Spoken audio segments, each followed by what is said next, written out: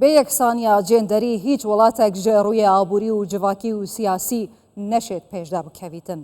لەوێ دەرەیە سەرۆک وەزیران مەسرور بارزانی کە هەفتەم جێگرێ سەرۆکی پارتیا دەموکراتە کوردستانەیە دەبێژیت دەوێ ڕێک بژنا بهێتەدان ڕووڵە خویا کاریگەر دە حکومڕانیەدا ببینن ئانکو ژن دە حکومڕانیەدا ببنە دەسەڵات و ببنە خودان بڕیار دەوێ ڕێز لێشک و کەرامەتە ژنێ بهێتە گرتن و ژن نەهێتە شکاندن بتایبەتی ڕووڵە پارتیا دەموکراتە کوردستانی حتاکو ژن زیێدەتر بهێنە پێش و ببنە سەرکردەیەن خۆوی جڤاکی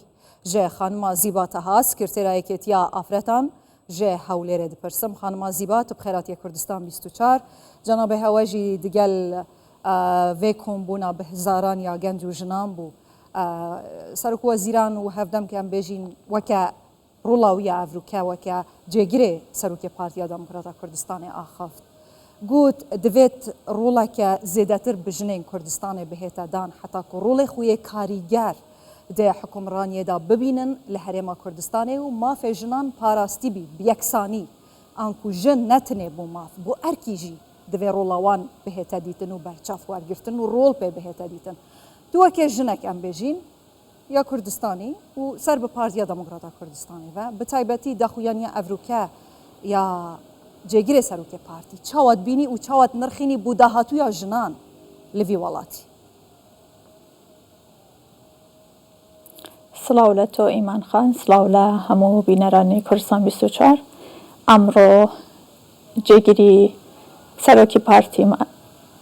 سەرۆکی پارتیمان جەنابی مەسرۆر بارزانی پەیامی ئاراستەی لاوان و ئافرەتانی کوردستان کرد و بەرنامە و پەیامی داهاتووی هەڵبژاردننی پەرلەمانی کوردستانی ئاراستەی کوردستانیان کرد لە ناویشیانە باسی گرنگی ڕۆلی ئافرەتی کرد باسی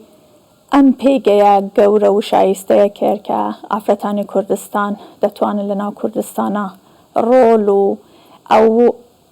پێگەیە کە تێدا هەن مەمارەسەی ئەم بابەتە بکەن کە لە ناو کوردستاندا هەیەوە بە یەکسان واتە بە هاوڵاتیەکی یەکسان دەتوانیتن لە ناو کوردستاندا مەمارەسەی مافەکانی خۆی بکە ڕۆلی بە پێشکەوتنەکانی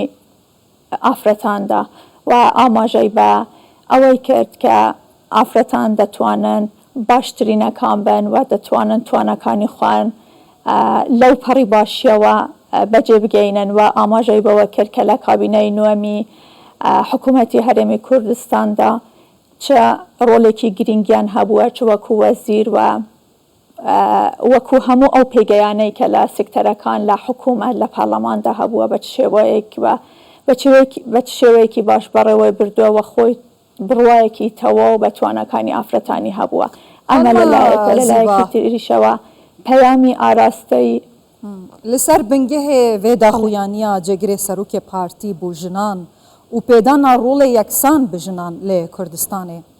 dahatûyê jinên vê welatî bi taybetî di nav Partiya Demokrata Kurdistanê û bi giştî hîn çawa dibînin ku jin hevawayê zelamî li vê welatî netinê bû erkî bû mafî jî bigehîte mafên xwe yên yeksan. بەڵێ جێگیری سەرۆکی پارتیمان بەڕۆنی ئاماژەی بەوە کرد کە دەتوانن تەنهانەک لە ڕووی ئەرکەوە بەرکو لە ڕووی مافەکانیشەوە ئەوان ئازادن و ڕێز لێگیراون و دەتوانن ممارەسەی توانەکانی خۆیان بکەن هەروەها لە بەڕێوەبردنی حکومداری و دەوڵەتداریدا دەتوانن هاوشانی پیاوان دەوڵەتداری و لە بەڕێوەبردننی حکوومەتدا حکوومەتداری بکەن ئەوەی وەکو ئافرەتان کە وەکو یەکێتی ئافرەتانی کوردستان لە ناویاندا کە لە ئافرەتێکی با بڵێن سەر بە پارتی دیموکراتی کوردستانین ئەوە بەدی دەکرێت کە یەکەم حزب بووە کە ئافرەتی بردۆتە سەرکردایەتی یەکەم حزب بووە کە یەکەم ڕێکخراوی تایبەتمەند بە ئافرەتانی دامەزراندووە و یەکەم حزب بووە کە ئافرەتی بەشدار کردووە لە چاڵەکیە سیاسیەکانی یەکەمین حزب بووە کە دەرفەتی کارکردنی بە ئافرەتدا یەکەمین حزب بووە کە وەکو گوتم ئافرەتی بردە سەرکردایەتی و مافەکانی ئافرەتی بە یاسایی کرد ئێمە هەست دەکەین جبلی وان آخفتنین تا گوتی کو دوی کابینه دا زورترین رژه پیشتر کابینه دیا کم هفبری بکن رژه کازیدتر یا جنا دا کابینه دا بجدار بون دجم که حکمرانی و دا سالات دا بجدار بون وزیر بونه پارلمانتر بونه ریوبر بونه خودان بریار و دا سالات بونه هین جوی رژه رازینه یا نه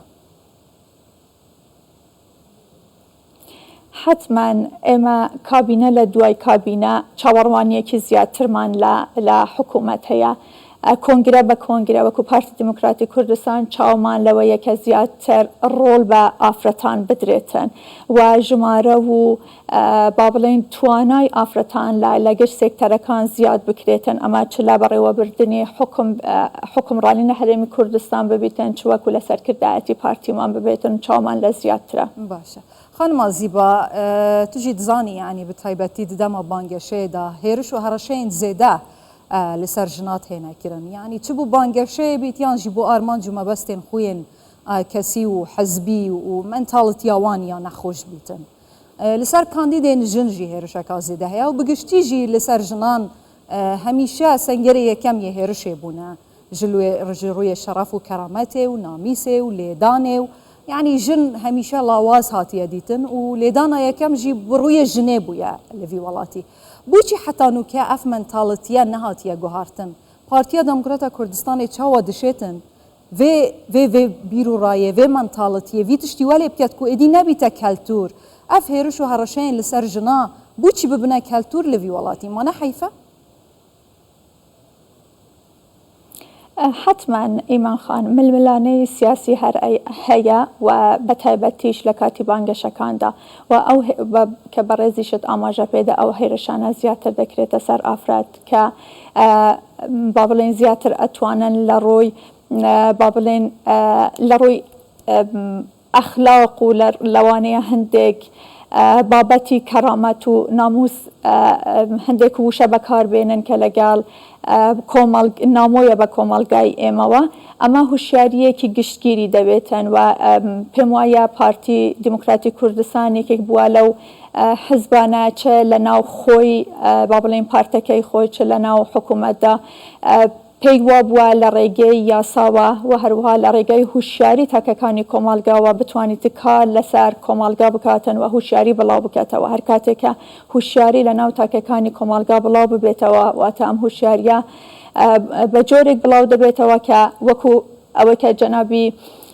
جێگیری سەرۆکی پارتیمان ئاماژە پێیدا لە ماف و لە ئەرکدا یەکسان بین واتە وەکو هاوڵاتیەکی یەکسان مامەلە لەگەڵ بکرێتن و وەکو هاوڵاتیەکی یەکسان دەرفەتی پێ بدرێتن لە هەموو بوارەکاندا.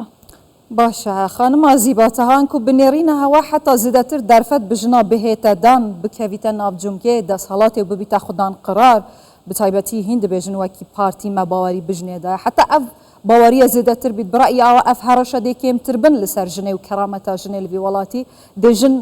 پاراستی تر بیت بە دڵنیاییەوە تاکو سەرکردایەتی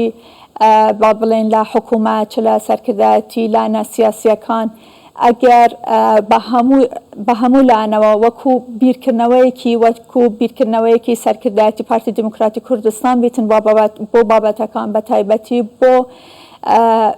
پرسێکی هەستیاری وەکو ئافراد و بەشداری پێکردنی ئافرەت لە بوارانەدا و دەرخستنی توانای ئافرەتان و دەرخستنی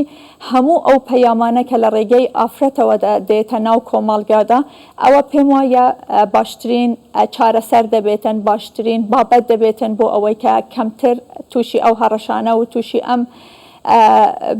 ئاڵنگاریانەوە ببین ئیمان خان. زیباتەها سکرتەرایەکێتی ئافرەتان ji hewlêrê gelek spas xanima hêja bi xêr hatî.